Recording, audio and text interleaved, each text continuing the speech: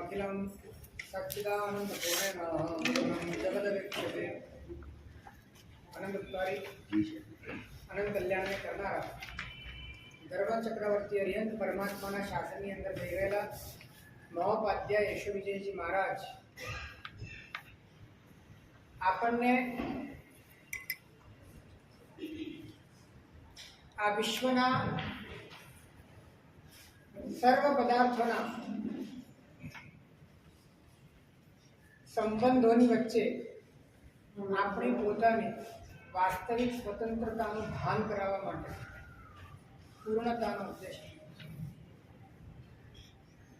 આ વિશ્વના કુલ 6 પદાર્થો છે અને 6 પદાર્થો એ ક્યારે પણ એકબીજામાં સંક્રમિત થતા નથી એવી એની પોતાની સ્વાભાવિક કુદરતી સ્વતંત્રતા જીવ ક્યારે અજીવ થાય નહીં અને અજીવ ક્યારે પણ જીવ થાય અને આવી સ્વતંત્રતાનું પોતાને ભાન ન હોવાના કારણે પોતાને અજીવ તરીકે સ્વીકારે અજીવના ગુણોને પોતાના ગુણ તરીકે સ્વીકારે અજીવની ઘટનાને પોતાની ઘટના તરીકે સ્વીકારે અજીવના સંયોગને પોતાનો સંયોગ અને અજીવના વિયોગને પોતાનો વિયોગ આ રીતે સંપૂર્ણ પરાધીનતામાં જીવનારો આ જીવ કેવળ દુઃખનો ભાગી બને કારણ કે સુખ स्वतंत्रता में बंधाયેલું છે જ્યાં સ્વતંત્રતા નથી ત્યાં કોઈ સુખ નથી હોઈ જ શકે નહીં ત્યાં સુખ કેમ કે દુઃખનું બંધારણ જ પરાધીનતા છે દુઃખની ઉત્પત્તિ જ પરાધીનતાથી છે જ્યાં પરને વિવશ થવું પડે એ જ તો દુઃખ છે અને પરને વિવશ થયા પછી પરની અસરમાં રહીને પરના વિભાગીકરણ કરીને અને એ પરમાં સારું ખરાબ કરીને જે પર સારું લાગ્યું એ પર પરાયા બનેલા એવા પરને મળે અને એમાં સુખ માનવું અને એનાથી રાજી થવું એ ખરેખર મૂર્ખતા સિવાય થાય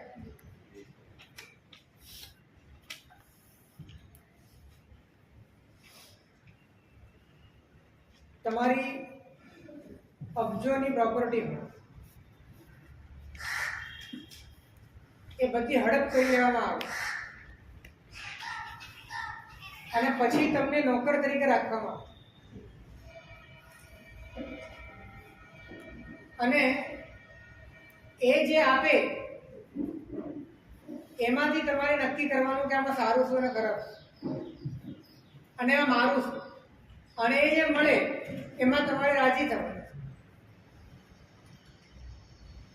આ જેટલી મૂળતા છે એના કરતા આનંદ ગણી મૂળતા આપણે હાજરી છે આપણે જ પોતાની સ્વતંત્ર સુખની એકમાત્ર અધિકારની સ્વતંત્રતા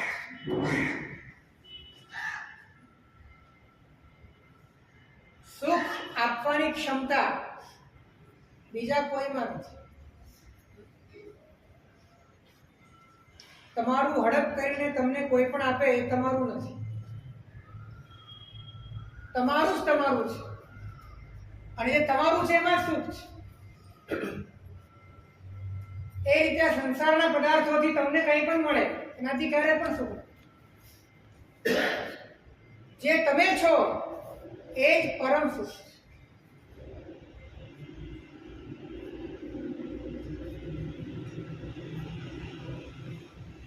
દ્રષ્ટિમાં એવો અંધાપો ફિટ કરવામાં આવેલો છે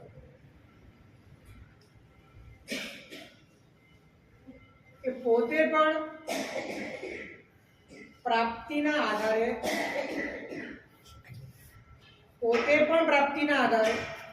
અને પોતાનું સુખ પણ પ્રાપ્તિના અને પ્રાપ્તિના આધારે તમે પોતે હો અને તમારું સુખ પણ પ્રાપ્તિના આધારે. આ બે વાત દુઃખી થવા માટે આટલી પૂરતી છે. આનાથી વધારે કઈ ન જોઈએ દુઃખમાં.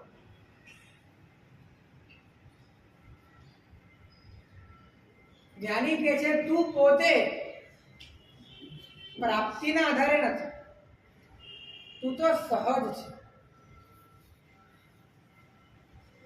અને તારું સુખ તારી જ અંદર સહજ છે. પ્રાપ્તિની વાત જ નથી. પ્રાપ્તિની વાત ક્યાં હોય? પ્રાપ્તિની વાત ક્યાં હોય? ન હોય તો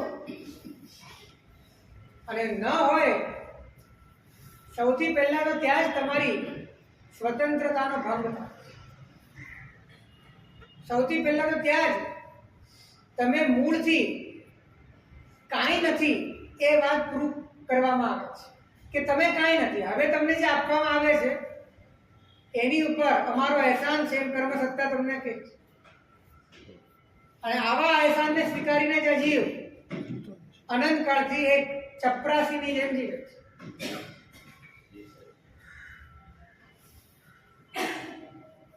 એટલે આપણે પોતે પણ પ્રાપ્તિના આધારે, આપણું સુખ પણ પ્રાપ્તિના આધારે, હું પણ પ્રાપ્તિના આધારે, મારું પણ પ્રાપ્તિના આધારે.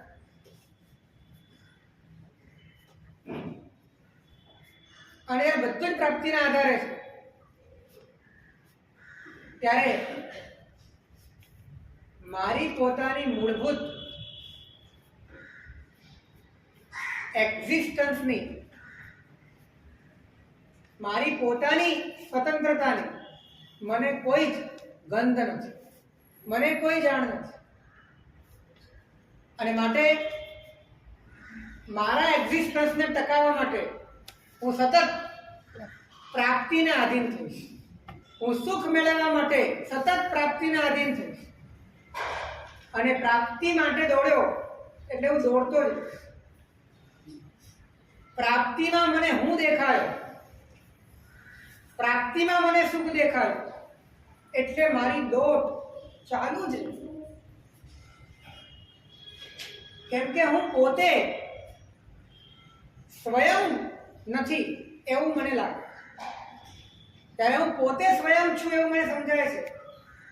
ત્યારે હું કોઈકના કારણે નથી, કંઈક મળ્યું માટે નથી, કંઈક જતું રહેશે તો જતો રહેશે એવું પણ નથી. હું છું.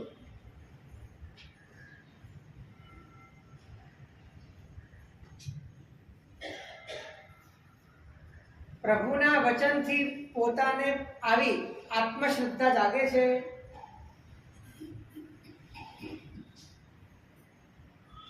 આનું વાસ્તવિક સ્વરૂપ તો અનુભવમાં જ ઉઘડવાનું છે. પણ પરમાત્માના વચનથી વિશ્વાસના સ્તરે પણ આટલી ખુમારી આવે છે.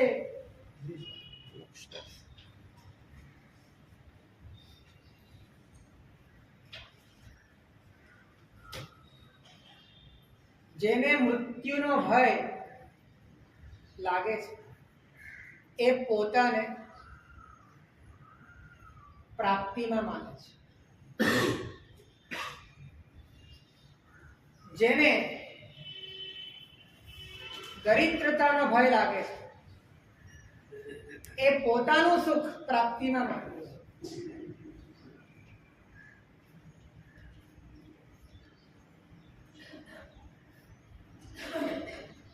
શ્રાવક ક્યારે પણ મૃત્યુથી ડરે નહીં. કારણ કે એ પ્રાપ્તિને આધીન અસ્તિત્વ લઈને બેઠો નથી. એ સહજ અસ્તિત્વને સ્પર્શે. એટલા માટે તો આનંદનજી કહે છે અબહમ અમર ભય ન મરે. હવે અમે અમર થઈ ગયા, હવે અમે મરી શકીએ તેમ નથી. કારણ કે મૃત્યુ પ્રાપ્તિ જ્યારે અપ્રાપ્તિમાં ફેરવાય અને એ પ્રાપ્તિમાં જ્યારે તમે લાગો ત્યારે મૃત્યુ છે. પણ જ્યારે તમારા સહજ સ્વરૂપમાં, તમારા જ પ્રાપ્ત સ્વરૂપમાં તમારી જાગૃતિ છે, ત્યારે પ્રાપ્તિ બહારની થઈ હતી અને બહારની જતી રહી, એમાં તમારું મૃત્યુ થતું હોય એવું તમને લાગતું.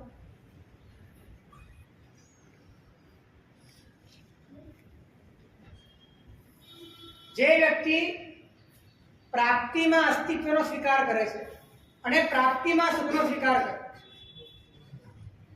એ વ્યક્તિ મૃત્યુ અને દુઃખ આ બેની વ્યવસ્થા કરે. મૃત્યુ શેના કારણે છે? તમે છો એના કારણે કે તમે પ્રાપ્તિમાં છો એના કારણે? તમે છો એના કારણે મૃત્યુ ક્યારે હોય જ નહીં. તમારામાં મૃત્યુનો પ્રવેશ થતો જ નથી, કેમ કે તમારું સ્વરૂપ જ અમર છે, શાશ્વત સ્વરૂપ છે. તમે ક્યારે ગયા નથી, અનંત કાળમાં તમે ક્યારે નથી ગયા, તમારી પાસેથી ગયું છે. પણ અનંતની વખત અનુભવ એ થયો છે કે આપણે ગયા.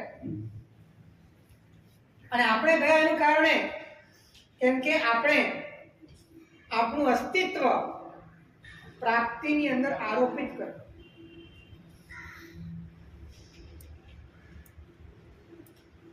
એટલે વિચારો તમે, મૃત્યુ ન હોવા છતાં મૃત્યુની વેદનાનો સ્વીકાર કરવો એ પોતાની જાત ઉપર પોતે કરેલું કેટલું ભયંકર કોટીનું આક્રમણ, અત્યાચાર છે. મૃત્યુ તો તમારા જીવનમાં છે નહીં, અને દરેક જન્મમાં તમે મૃત્યુનો અનુભવ કર્યો, અને એ પણ તમે હાથે કરીને આ ભૂલ ઊભી કરી.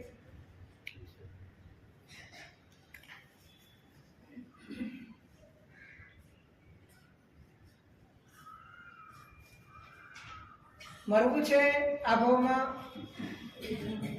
આ ભાવમાં મરવું છે.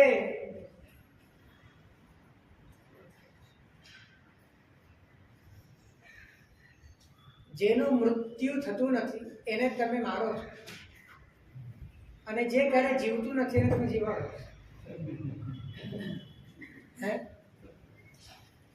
જે ક્યારે જીવતું નથી એને જીવાડો છો, અને જે ક્યારે મરતું નથી એને મારો છો. બધું જ ઊંધું. આ મિથ્યાત્વ છે.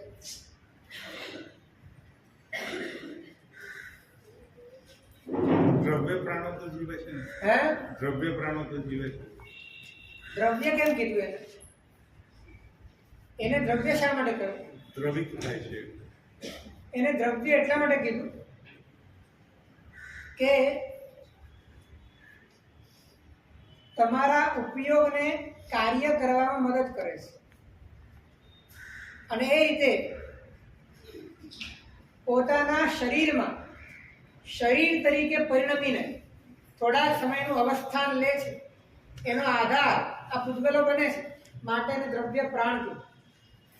દ્રવ્ય પ્રાણથી નજર હટાવવી બહુ મુશ્કેલ બની. હટી નથી શકતી. પ્રાણમાંથી નજર નહીં હટાવો ત્યાં સુધી જ્ઞાનમાં નજર નહીં કરવી. અનંત કાળથી પ્રાણ પરાયણ બન્યા છીએ, જ્ઞાન પરાયણ બનવાની જરૂર છે.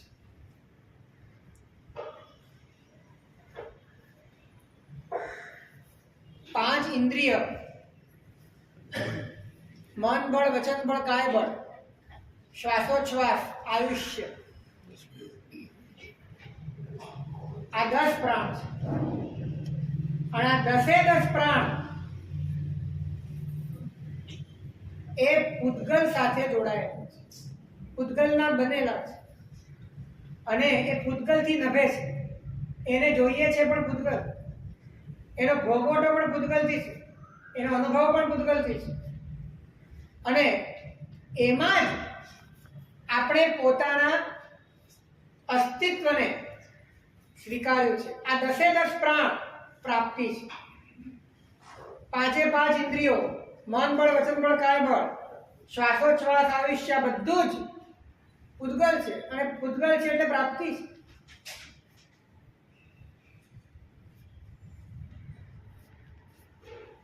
જ્ઞાનનો વ્યાપાર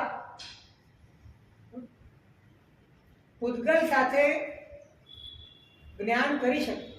જ્ઞાન પૂતગલ જોડે પોતાનો વહીવટ કરી શકે. એ માટે તમને જેટલા પણ આ સહાયક પરિબળ મળ્યા, તો જ્ઞાન એ પોતે પોતાને ના જાણવાના કારણે એને જ પોતાનું જીવન માનવું. ખાલી માની શકે ને વહીવટ તો ના કરી શકે. એક દ્રવ્ય બીજા દ્રવ્યનો વહીવટ કેવી રીતે કરી શકે? જાણવાની વહીવટ, જાણવાનો વહીવટ, માત્ર જાણવાનો. અને જાણવાનો વહીવટ એને કેમ વેલિડ લાગ્યો? કેમ કે પોતે પણ પોતાની દ્રષ્ટિમાં પરાયો બન્યો છે. પોતે પરાયો બન્યો અને પરાયાનો જાણવાનો વહીવટ કરી શકે એવી સામગ્રી પોતાને જે ઉપાદાનમાં મળી, પૂતગલના ઉપાદાનમાં મળી, એને પોતાનું જીવનમાં. 5 ઇન્દ્રિયો શું કામ કરે છે? પરને જાણવાનું કામ કરે છે. મન બળ, વચન બળ, કાય બળ શું કરે છે? પરની જ ક્રિયા કરે છે અને પર માટેની ક્રિયા કરે છે. શ્વાસોચ્છ્વાસ અને આયુષ્ય એ પણ આ 5 ઇન્દ્રિયોના માળખાને જીવંત રાખવાનું કામ કરે. એટલે જ્યાં પરને જાણવા માટેની જીવંતતા જે માધ્યમોથી ઊભી રહે છે એને જ આપણે જીવન માનવું.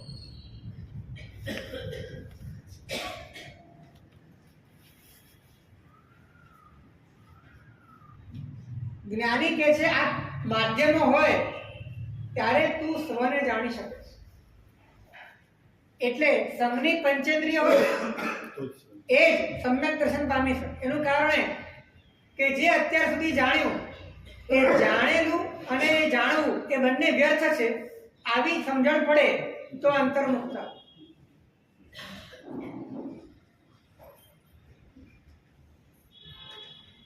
અને માટે પંચેન્દ્રિય સાતમી નરકે જઈ શકે. સંઘની પંચેન્દ્રિય સાતમી નરકે જઈ શકે અને સંઘની પંચેન્દ્રિય સિદ્ધશિલાનું સ્થાન મળે. કેમ કે સૌથી વધારે પરને જાણવાનું કામ, એમાં રાચવાનું કામ, એમાં માચવાનું કામ એ સંઘની પંચેન્દ્રિય કરી. અને સમગ્ર પર પ્રત્યેના વૈરાગ્ય ધારણ કરવાનું કાર્ય પણ સંઘની પંચેન્દ્રિય. અને એ માટે ધર્મ કરવા માટે 5 ઇન્દ્રિય અને મનની આવશ્યકતા આને માટે કે તમે વૈરાગી બની શકો. જે જોયું, જે જાણ્યું એમાં કાંઈ નથી એટલો નિર્ણય કરી શકો. એને માટે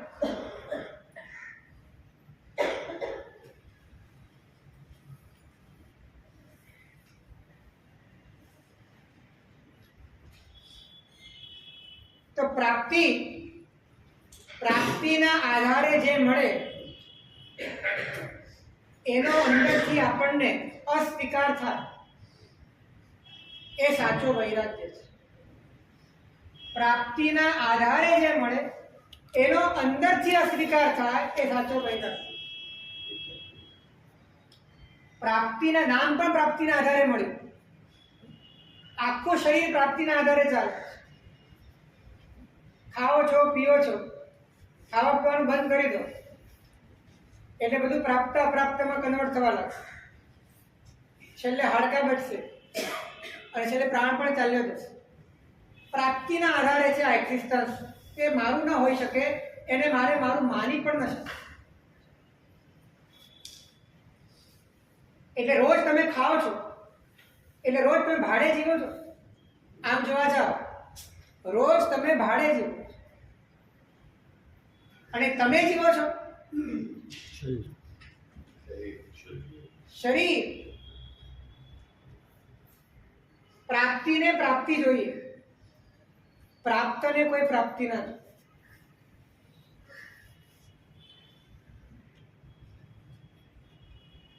અને આવું ભાડુતી જીવન, આવું પ્રાપ્તિના પરવશ જીવન એના પ્રત્યે વૈરાગ્ય થાય અને પ્રાપ્તિના આધારે મળેલા સુખો પણ વેલિડ ન લાગે, ત્યારે તમારું ચિત્ત વૈરાગ્યના કારણે અંદરથી નિર્મળ થવા. એક વાત કહું તમને, તમને ન ગમે એ વૈરાગ્ય નથી, તમને વેલિડ ન લાગે ને એ વૈરાગ્ય.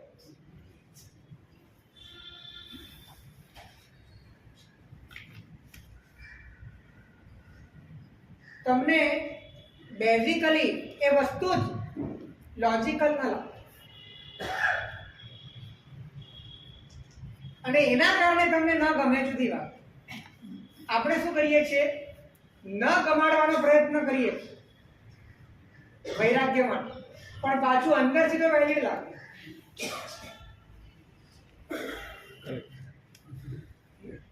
અને જે વસ્તુ વેલિડ લાગે ને એ અંદર ખાને ગમે જ.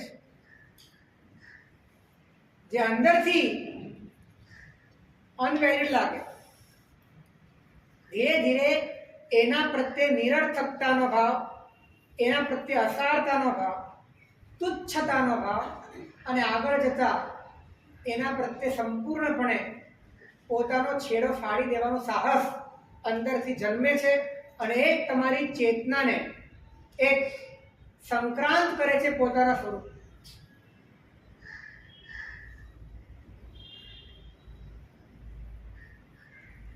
તો અત્યારે તમારે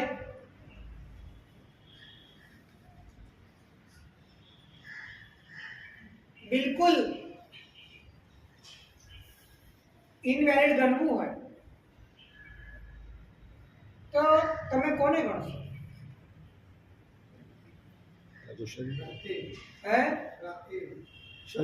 એટલે તમારી પાસે એવી શું વસ્તુઓ છે કે બધા જેને તમારે વેલિડ નહીં ગણી શકાય?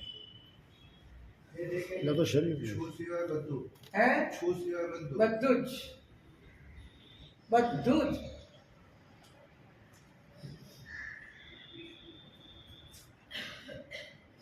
કશું જ વેલિડ નથી. હું તરીકે અને સુખ તરીકે કશું જ વેલિડ નથી. કેમ કે પ્રાપ્તિના બહારથી આગંતુક છે. કોઈક મને આપે અને હું એક્ઝિસ્ટ થાઉં, આ વસ્તુ બિલકુલ વેલિડ. હું છું એ જ વેલિડ છે. આવો પ્રામાણિક રણકો અંદરથી જાગે અને બીજાએ આપેલી વસ્તુની લાલચ, એની ચોરી કે એનો ભોગવટો એ પોતાની ભીતરી પ્રામાણિકતાથી અંદરથી અનવેલિડ લાગવાના કારણે છૂટતું જાય, ત્યારે આત્માની શુદ્ધિ અને આત્માનો અભ્યુદય.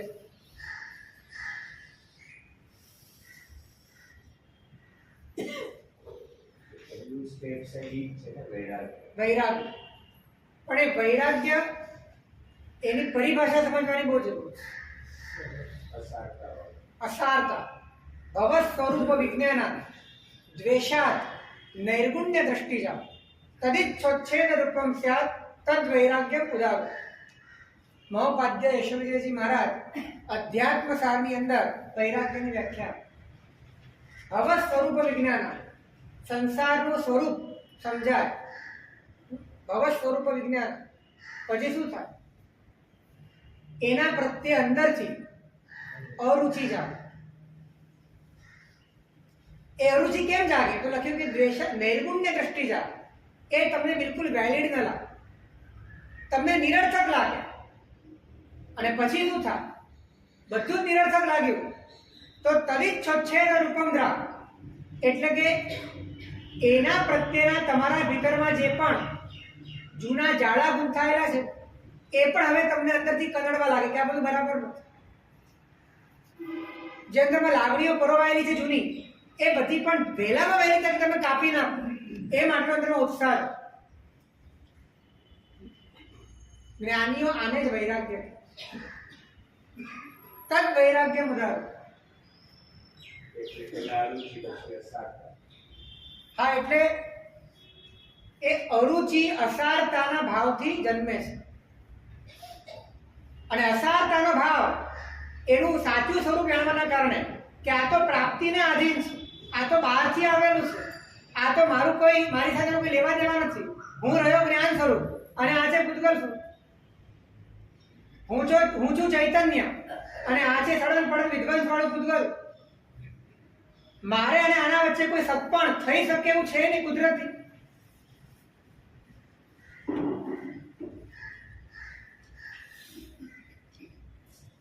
આ રીતે ભાવનું સ્વરૂપ જાણતા એના પ્રત્યે અસારતાનો ભાવ જન્મતા એ અનગૈર લાગતા એના પ્રત્યેની જે અરુચિ થઈ અને એના કારણે સંબંધ તોડવાની ભાવના જાગી એ વૈરાગ.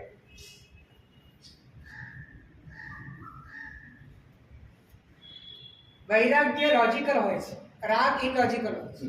ધ્યાન રાખો, રાગમાં કોઈ લોજિક નથી, વૈરાગ્યમાં તો લોજિક છે. રાગમાં શું લોજિક છે? તમે તમારા એક પણ રાગનું લોજિક બતાવો.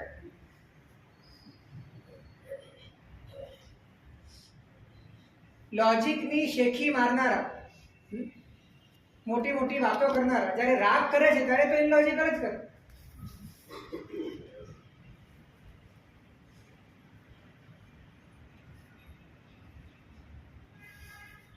રાગ કર્યા પછી આગળના લોજિક લગાડે જુદી વાત, પણ રાગ પોતે જ લોજિકલ છે. તમને કંઈ ગમ્યું એનું લોજિક અને ગમ્યું એ ગમતું રહેવાનું. એ ગમ્યું એ પહેલા ક્યારેક નહોતું ગમતું, અત્યારે ગમે છે, ક્યારેક નહીં ગમે. એટલે માત્ર તમારા ભીતરમાં કર્મોના ઉદય નિમિત્તના સંજોગે આવેલો એક ઉછાળો માત્ર છે, એક માત્ર વિકૃતિ છે. આની પાસે કોઈ લોજિક નથી.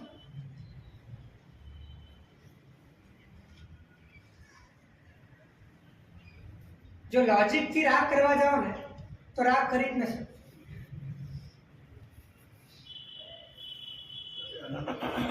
અનંતનો સંસ્કાર છે. હે? એ અનંતનો સંસ્કાર. એટલે સંસ્કાર એ ઘેટાની ચાલ છે. સંસ્કાર એક ઉઘરો છે, સંસ્કાર એક પ્રેશર છે, સંસ્કાર એક આવેગ છે. એમાં લોજિક ક્યાં છે? એમાં તર્ક ક્યાં છે? એમાં ગણિત ક્યાં છે? અને ડગલે ને પગલે તમે ગણિતની વાતો કરો છો, લોજિકની વાતો કરો છો, તો જ્યારે રાગ કરો છો ત્યારે કેમ ભૂલાઈ જાય છે આપણે?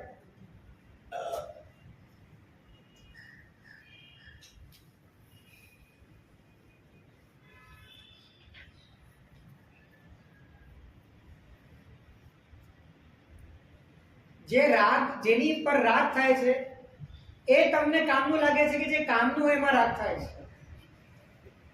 કામનો એ લાગુ એવા. હે? કામનો એ પછી શાંતિથી વિચારો.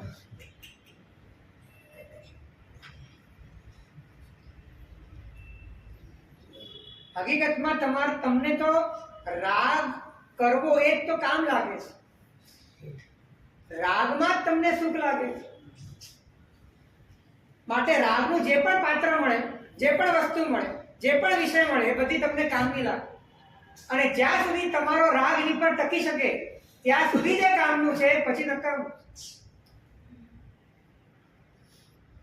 અને આની પર જ રાગ તમે કેમ કર્યો એવું પૂછવામાં આવે તો તમારી પાસે કોઈ તર્ક નથી.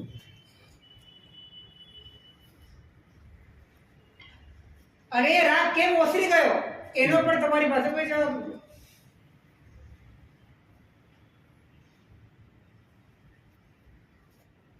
એટલે રાગ એ આખી અવ્યવસ્થા છે. તમારા ભીતરમાં ચાલતું જંગલ રાજ છે. એમાં કોઈ તર્ક નથી, કોઈ ગણિત નથી, કોઈ લોજિક નથી. ગમે ત્યારે ઘાસની જેમ ઉગી જાય છે અને ગમે ત્યારે સુકાઈ જાય છે. એમાં એમ કહી શકાય ને કે અમને કામનું કે એમને રાખતા હોય, કઈ નકામું છે એને કઈ રાખતું. એટલે જ મેં પ્રશ્ન પૂછ્યો કે કામનું છે માટે રાગ થાય છે, જે રાગનું, જેમાં રાગ થાય છે કામનું લાગે છે. બહુ શાંતિથી વિચારશો ને તો બીજો જવાબ છે કે જેમાં તમે રાગ કરી શકો એ જ તમને કામનું લાગે.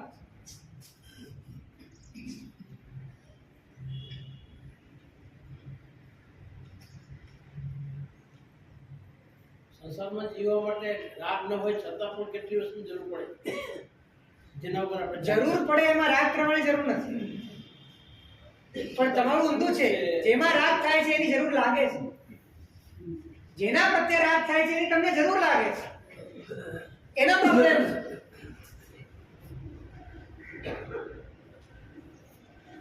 રાગ જાણે જીવન બની ગયું છે કે જે રાગ એનો કોઈ ધમ ધડો નથી, જેનું કોઈ આગળ પાછળ કઈ છે નહીં, કોઈ તર્ક નથી, કોઈ ગણિત નથી, કોઈ લોજિક નથી. એવા રાગને વશ થઈને આખી જિંદગી આપણે જિંદગીઓની જિંદગી જીવ્યા છે. ગાંડપણ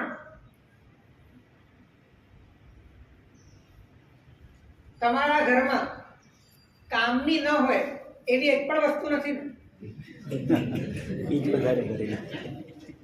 હે? જવાબ આપશો? એટલે કેમ લાગે છે? છેલ્લા 3 કે 4 વર્ષથી અડિયા પણ ન હો એવી કેટલી વસ્તુઓ તમારા ઘરમાં હશે? હે? એવું લોજિક બોલાવે છે કે રાગ? રાગ બોલાવે. અને ઘણી વખત એવું થાય કે એટલો બધો વધારો થઈ ગયો ઘરે અને છેલ્લે કશું જ વાપર્યા વગર 4-5 વર્ષ બરોબર રાખીને એની પૂજા કરીને છેલ્લે પછી પધરાવી દેવાનું. આ તો એક એક્ઝામ્પલ છે. આ બહારના ઘરના સામાનની વાત છે, એવો અંદરનો પણ ઘણો બધો સામાન છે. એ પણ એમને સંગ્રહીને રાખેલો છે. સાવ નકામો.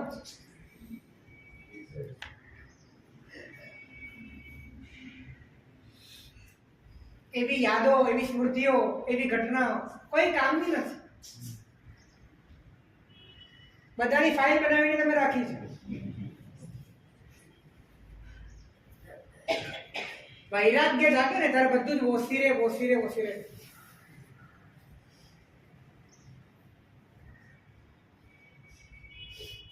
ઘર પણ ચોખ્ખું થઈ જાય, ઘટ પણ ચોખ્ખું થઈ જાય.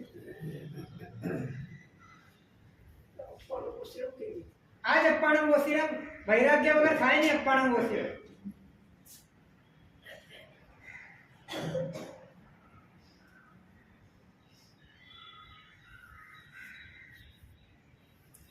ખરેખર જો તમને તર્કનો પ્રેમ હોય, લોજિકનો પ્રેમ હોય, તો આજે ને આજે વૈરાગ્યના રસ્તે ચડી.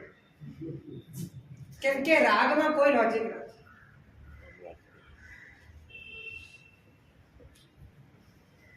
રાગ, દ્વેષ, વિભાવો એને માટે શબ્દ વાપર્યો છે યાદૃચ્છિક. યાદૃચ્છિક એટલે એનો કોઈ કાર્યકરણ ભાવ નથી. એ કોને વળગી પડશે અને કોને છોડી દેશે કે નક્કી નથી. એક ભૂતાવળ છે, એક ગાંડપણ છે, એના નાદે લગાય જ નહીં. અને અનંતકાળથી એના રવાડે ચડીને આ જીવ માત્ર દુઃખી થયો, માત્ર ભમ્યો છે, માત્ર અથડાયો છે, ટીચાયો છે, કૂટાયો.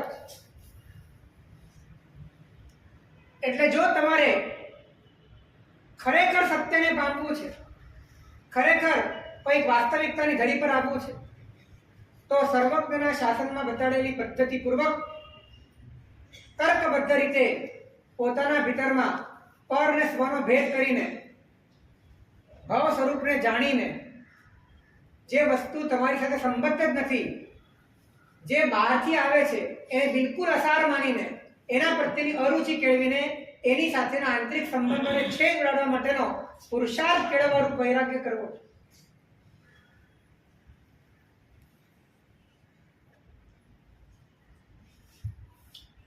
જે લોકો ખરેખર બહુ જ બુદ્ધિશાળી હતા, બહુ જ બુદ્ધિશાળી, પરમાત્માના સમયમાં પણ અત્યારે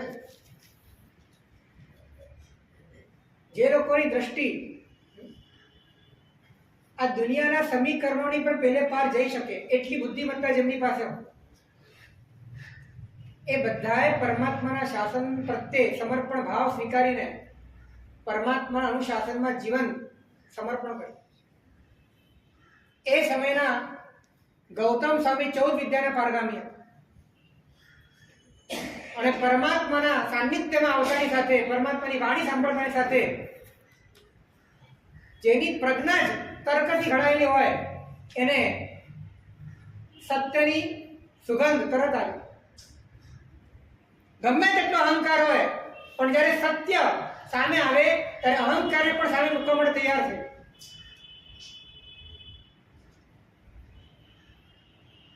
હરિભદ્ર સુરીશ્વરજી મહારાજ, જેનો અહંકાર એવો હતો કે જો પાતાળની અંદર કોઈ વાદી પાકે તો કુહાડીથી ખોદીને એને હરાવો, અને સ્વર્ગમાં જો કોઈ પાકે તો નિસરણીથી ચડીને એને હરાવો. એવા બે પ્રતીક રાખ્યા હતા પટ્ટામાં. એટલો ભયંકર, અને પોતાનું જ્ઞાન એટલું બધું છે કે એ પોતાના પેટમાંથી ફાટી ના જવા માટે પેટ ઉપર પાટો બાંધે. આવા અહંકારી હરિભદ્ર બ્રાહ્મણ પણ તર્કને વફાદાર હતા, લોજિકને વફાદાર હતા. અનલોજિકલ કંઈ વિચારવાનું પણ નહીં. અને એમને ખબર પડી કે પરમાત્માના શાસનમાં પરમ શ્રેષ્ઠ લોજિક છે, અને સ્વીકાર કરી લીધો પરમાત્માના શાસન.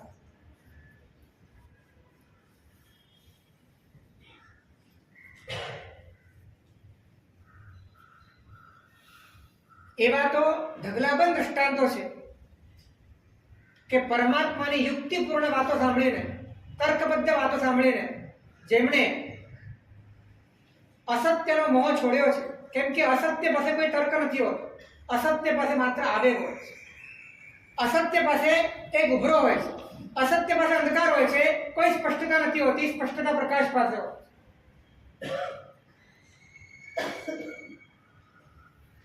અને આ પ્રકાશ નો પ્રેમ એ યોગ્યતાનું પહેલું ચરણ છે.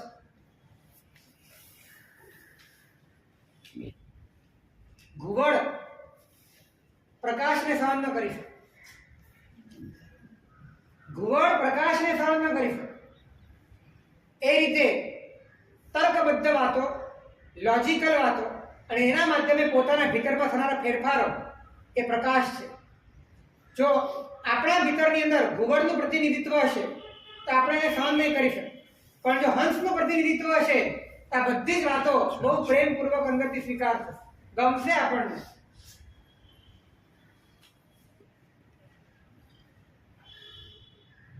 તો પ્રાપ્તિના આધારે મને મારો હું મળે એ મને ખપે નહીં, અને પ્રાપ્તિના આધારે મને કોઈ સુખ મળે એ પણ મને ખપે નહીં, એ મને વેલ્યુ લાગે જ નહીં. આટલી ભૂમિકા તૈયાર કરવા માટે આપણે તૈયાર થયા.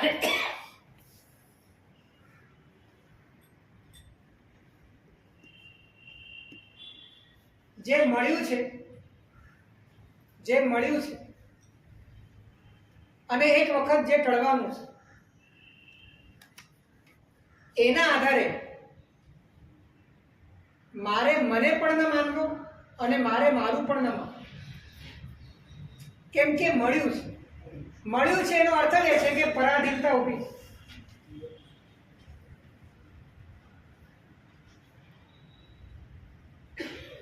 મળેલી બધી જ વસ્તુઓ પર વૈરાગ્ય થઈ જાય, મળેલી બધી જ વસ્તુઓ પર વૈરાગ્ય થઈ જાય. તમારા શરીરથી લઈને તમારા ગાડી સુધી, તમારા સ્વજન સુધી અને આગળ વધીને સમસ્ત દુનિયાના વિષયો સુધી જે પણ મળેલું છે એના પ્રત્યે જો વૈરાગ્ય થઈ જાય તો જે ક્યારે મળતું નથી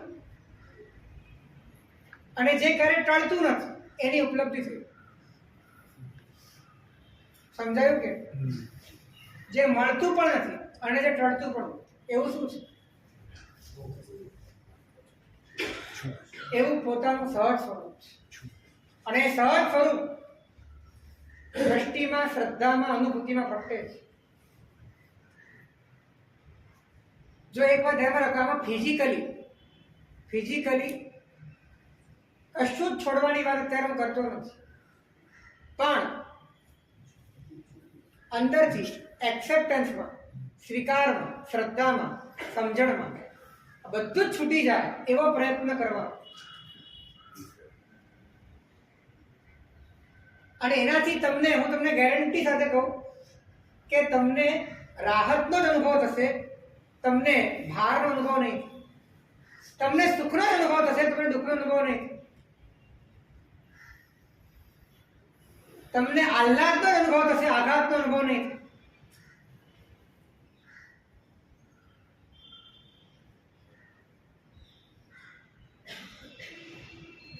ક્યાં અટકીએ છીએ?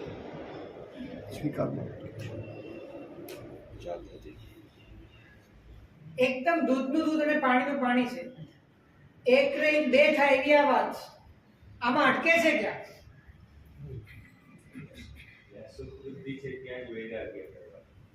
જ્યાં સુખનો ભ્રમ છે ત્યાં વૈરાગ્ય કરવાનું.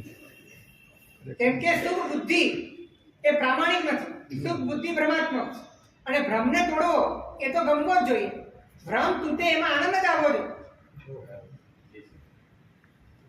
ભ્રમ તૂટે એમાં જેને આનંદ ના આવે ને ભવાભિનંદી છે. ભ્રમ તૂટે એમાં જેને આનંદ ના આવે એ ભવાભિનંદી છે.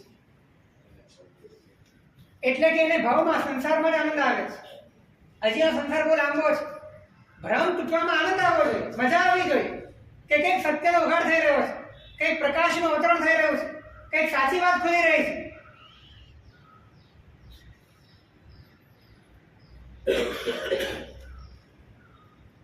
જેમાં સુખબુદ્ધિ છે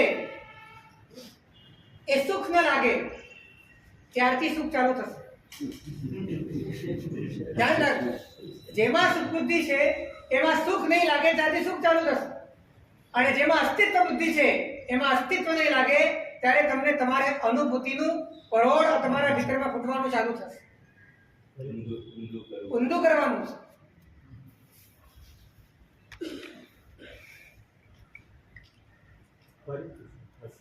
ફરીથી, જેમાં તમને સુખબુદ્ધિ છે એમાં તમને સુખ નહીં લાગે ત્યારથી તમારા ભીતરમાં સુખ અનુભવવાનું શરૂ થશે. અને જેમાં તમને અસ્તિત્વ બુદ્ધિ છે એમાં અસ્તિત્વનો ભ્રમ તમારો તૂટવા લાગશે, તેમ તેમ અનુભૂતિનું પરોળ તમારા ભીતરમાં ફૂટવા લાગશે.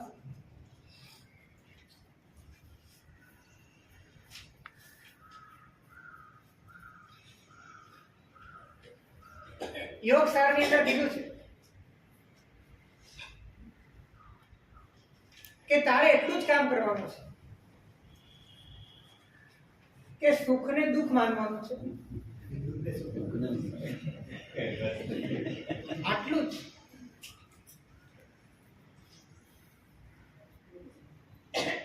અને આટલી એપ્લિકેશન જો ચેન્જ કરવામાં આવે ને તો કદાચ તમને શરૂઆતમાં થોડું એબનોર્મલ લાગે, પણ એનું પરિણામ પરમ સહજતા, એનું પરિણામ પરમ સુખનું છે, પરમ અસ્તિત્વનું છે, પરમ સ્વતંત્રતાનું છે.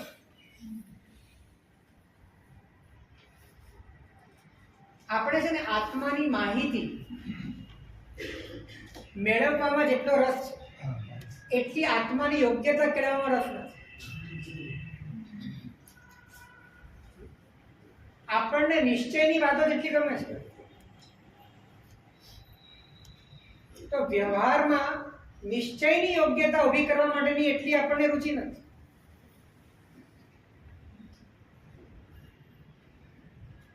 સમ્યક દર્શન માહિતીથી થાય છે કે યોગ્યતાથી થાય?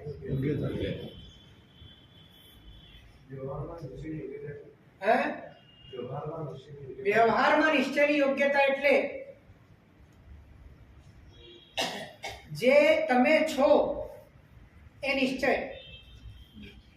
જે તમે નથી તેનો એને ના પાડવી, એનો નિષેધ કરવો, એનાથી છૂટવું, એના પ્રત્યેની અરુચિ કેળવવી, એનો સંબંધ તોડવો એ નિશ્ચય માટેનો વ્યવહાર છે.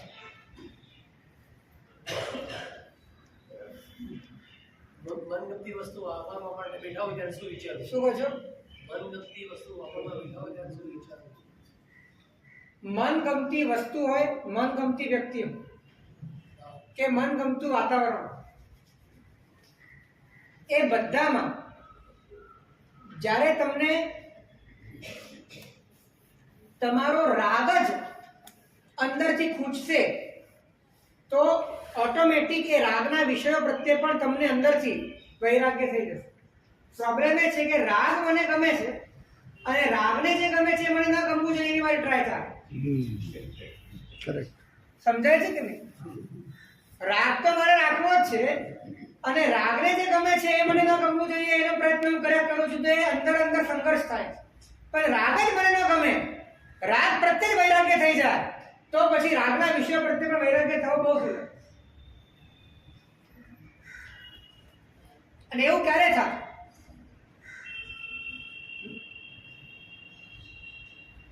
કે આ ભીતરમાં ઉભો થનારો રાગ અને રાગને ગમતી વસ્તુઓ એ બધી પણ એક આગંતુક, પ્રાપ્તિમૂલક, અસહજ, ભિન્ન ભિન્ન, ખંડિત ખંડિત, અનિત્ય આવા પ્રકારે એને જોતા એના પ્રત્યે પોતાનો કોઈ સંબંધ કે પોતે એની સાથે જોડાવવું જોઈએ એવું કંઈ અંદરથી લાગે જ નહીં, વેલિડ લાગે જ નહીં, ત્યારે જે વૈરાગ્ય પેદા થાય અને એના કારણે જે અરુચિ પેદા થાય અને એ જ તમને અંદરથી આત્મ જાગૃતિ, આત્મશુદ્ધિનું સાહસ આપે.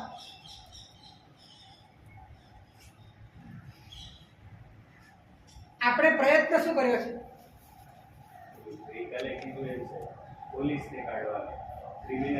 હા, આપણે પ્રયત્ન આ જ કર્યો છે કે બાહ્ય ઉપદ્રવ મટાડવાનો પ્રયત્ન કરીએ છીએ, એના મૂળને ક્યારે મટાડવાનો પ્રયત્ન કરતા નથી. વિભાવોને રાખીને વિભાવોના વિષયોને દૂર કરવાનો પ્રયત્ન કરીએ છીએ. વિભાવો રાખવાના, વિષય દૂર કરો. એનાથી થાય છે કહું તમને? નહીં, એનાથી પાપાનું બંધિત પુણ્ય બને. કેમ કે તમે વિષયો છોડ્યા એટલે કંઈક તો તમે દમન કર્યું, તો દમન કર્યું એનું પુણ્ય બંધાશે. પણ વિભાવ અંદર પડ્યો છે, વિભાવ તમને ગમે છે, રાગ તમને ગમે છે, રાગ પ્રત્યે વૈરાગ્ય રાખવો નથી, તો એ પુણ્ય તમારું પાપાનું બંધી બંધાશે. એટલે તમે શું કર્યું? રાગને જે જોઈતું હતું તમે ના આપ્યું, એ ના આપવાના કારણે પુણ્ય બંધાયું. રાગ તો તમને જોઈએ જ છે એટલે પુણ્ય કામ શું કરશે? એ પુણ્ય વધુ ને વધુ રાગને ખોરાક આપી શકે એવી સામગ્રી મેળવવા માટે કામ કરશે. એ તમને દેવલોકમાં લઈ જશે, ત્યાં તમને અપ્સરાઓ આપશે, ત્યાં તમને વાવડીઓ આપશે, તમે ત્યાં રાચી માચીને પાપ કરશો, મયુર નિગોદમાં જશો.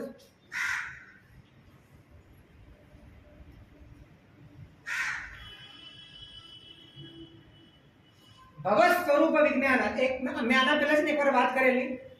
રાગ, રાગનો વિષય અને રાગ કરનાર. રાગ, રાગનો વિષય અને રાગ કરનાર, આ ત્રણેય અનિત્ય છે.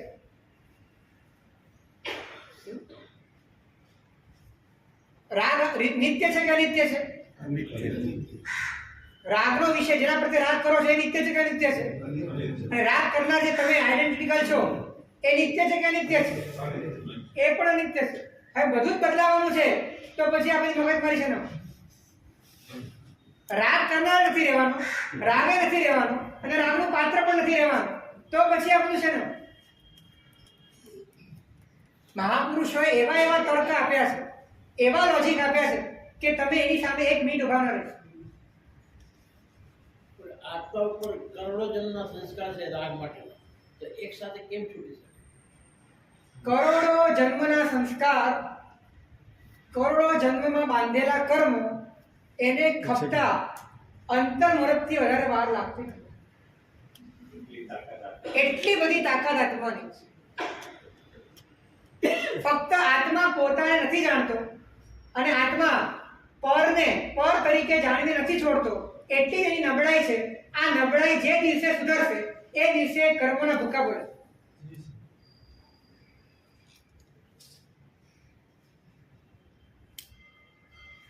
આમ જોવા જઈએ તો આખો મોક્ષ માર્ગ અંતર્મુહૂર્તનો જ છે. કેમ કે મિથ્યાત્વથી ચાલુ કરીને છેક 14મા ગુંઠાણે પહોંચી ગયા એવા પણ અનંત આત્માઓ છે. હે 48 મિનિટમાં બધું જ પૂરું કરી દીધું. મિથ્યાત્વથી ચાલુ કર્યું અને અંતઃકૃત કેવલી હોય અને સીધા પહોંચી ગયા હોય અને કેવળ પગે મોક્ષે ચાલના ગયા એવા અનંતા કેવળી. એટલે આખો માર્ગ એ વધુમાં વધુ 48 મિનિટનો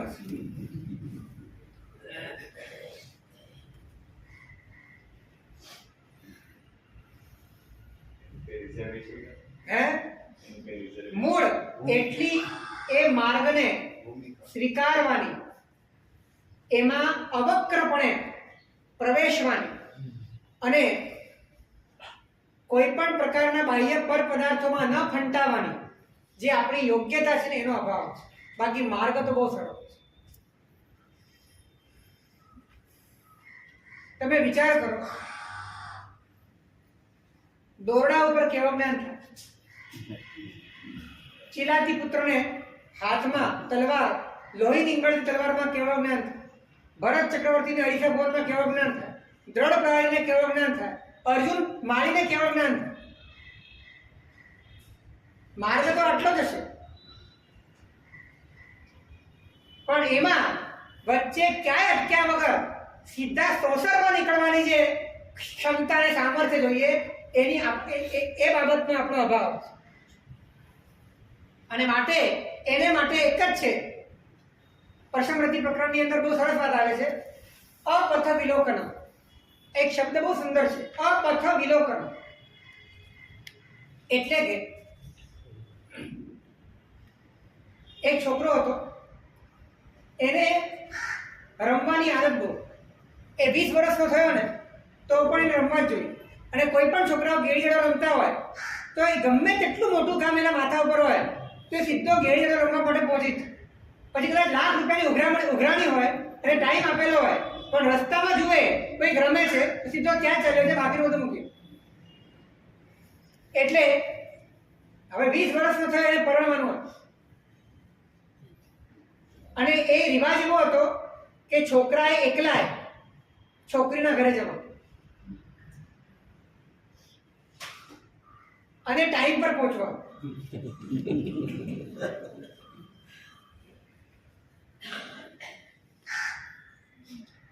એ સમાજનો રબારી સમાજ છે, એનો રિવાજ એવો હતો કે છોકરાએ એકલાએ પોતાના ઘરેથી નીકળવાનું, છોકરીના ઘરે જવાનું અને છોકરીને લઈને પાછા આવવાનો ટાઈમ ફિક્સ. એટલે એને જતા પહેલા 3 દિવસથી માતા પિતાએ અને આખા પરિવારે એને સમજણ આપી કે ક્યાંય પણ ભૂલથી પણ આડું અવળું જોતો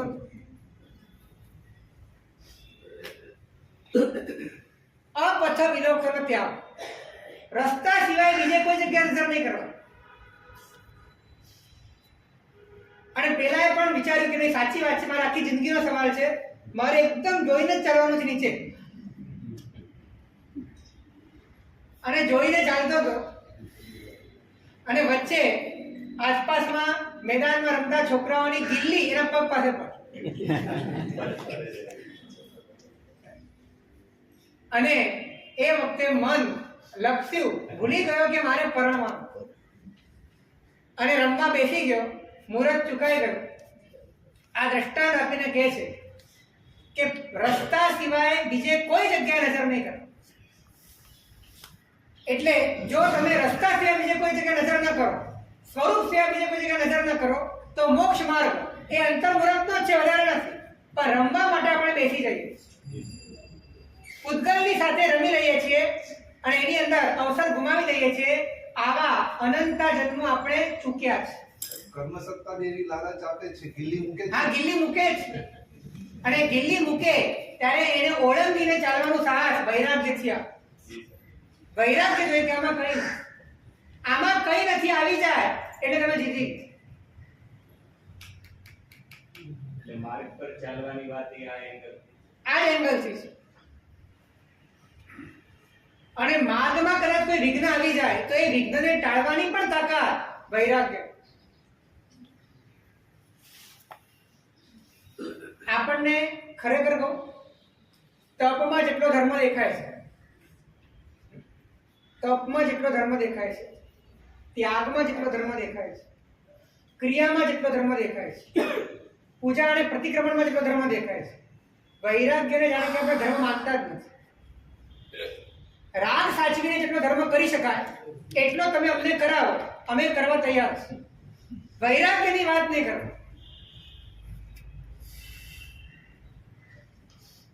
અને ખરેખર તો વૈરાગ્ય વગર આ બધો જ ધર્મ એ કાયા વગરનો બની જાય.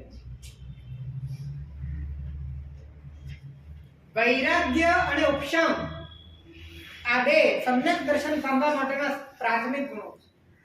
ભીતરમાં શાંતતા જોઈએ અને બાકી બધું વૈરાગ્ય જોઈએ. બધા પ્રત્યે અસાધારણ ભાવ જોઈએ તો હૃદય નિર્મળ બને. નિર્મળ બનેલું હૃદય પરમાત્મા તત્વને પ્રગટ કરી શકે.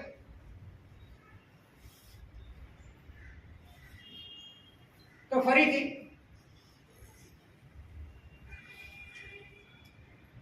આપણો હું એટલે કે તમે પોતે પણ પ્રાપ્તિના આધારે છો.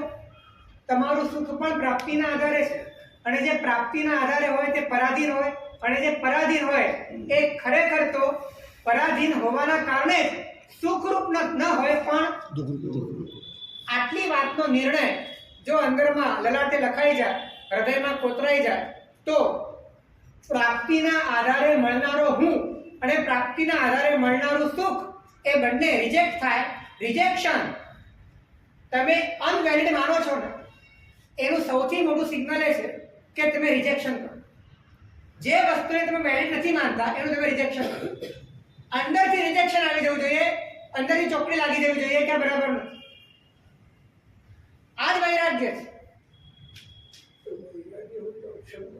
હે બંને એકબીજા સાથે સંકળાયેલા છે. ઉપશમ અને વૈરાગ્ય બંને એકબીજાના પરિપૂરક છે. વૈરાગ્ય સમ્યક દર્શન માટે પાયાની જરૂરિયાત છે. પાયાની જરૂરત છે. કેમ કે વૈરાગ્ય ના હોય ને ત્યાં સુધી પર્યાયમાં અને પરમાં એકાકાર થયેલી ચેતનાનું જે તાદાત્મ્ય છે એને તોડવા માટેની પ્રક્રિયા થતી નથી. એને તમારે એકમેક થયેલા છે, ત્યાં ટાણાવાણા ગૂંથાઈ ગયેલા છે. એને જુદા પાડવા માટે વૈરાગ્ય અનિવાર્ય છે અને વૈરાગ્યના માધ્યમે આપણા ભીતરની અંદર સ્વરૂપ દશાને પ્રાપ્ત કરવા માટેનો એક પ્રામાણિક પ્રયત્ન થાય અને બાકી બધું જ અંદરથી બોસીરે થતા નિર્મળતા ઉત્પન્ન થાય અને નિર્મળતામાં પરમાત્મા તત્વનું દર્શન થાય. એ જગતના જનાર્દન કૃષ્ણ બરાબર શિવમસ્તુ સર્વ જગત પરહિત નિરતા ભવંતુ